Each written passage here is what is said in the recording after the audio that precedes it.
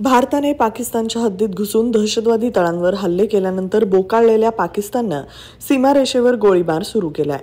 भारतीय सैन्य दलानंही या गोळीबाराला चोख प्रत्युत्तर दिलं असून पाकिस्तानी रेंजर्सना तडाखा दिला आहे। सीमारेषेवर तणाव पाहायला मिळत असून चकमक अद्यापही सुरूच आहे। पाकिस्तानच्या कपटी कारवायांना उधळून लावताना भारतीय सैन्य दलाचे 2 जवान शहीद झालेत। त्यामध्ये मुंबईतील रहिवासी असलेले आणि मूळचे आंध्र प्रदेशचे असलेले मुरली नाईक यांना वीरमरण आलंय। भारतीय सैन्याचे दुसरे जवान दिनेश शर्मा यांनाही पूंछ सेक्टरमध्ये पाकिस्तानशी लढताना वीरमरण प्राप्त झालंय। गोळीबारात जखमी झाल्यानंतर शर्मा यांना रुग्णालयात दाखल करण्यात आलं होतं, मात्र उपचारादरम्यान त्यांनी अखेरचा श्वास घेतला। देशासाठी लढता लढता ते शहीद झाले। जम्मू काश्मीरजवळ पाकिस्तानच्या हल्ल्यात घाटकोपरच्या कामराज नगरमधील रहिवासी मुरली श्रीराम नाईक हे जवान शहीद झालेत।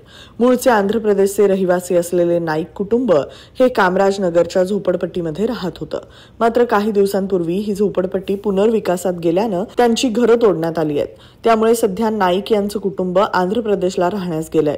मुंबईतील घाटकोपर वॉर्ड क्रमांक 133 मध्ये मुरली नाईक यांच्या शहीद झाल्याचे बॅनर लावण्यात आले असून त्यांना स्थानिकांकडून श्रद्धांजली अर्पण करण्यात आली आहे। आज 9 मे रोजी पहाटे 3 वाजता झालेल्या भारत-पाकिस्तान युद्धादरम्यान मुरली नाईक यांना वीरमरण आल्याचं या बॅनरवरून सांगण्यात आलंय। दरम्यान मुख्यमंत्री चंद्राबाबू नायडू यांनी ट्विट करून शहीद जवान मुरली नाईक यांना श्रद्धांजली अर्पण केली आहे। नाईक हे सत्यसाई जिल्ह्यातील गोरंटला तालुक्यातील रहिवासी होते।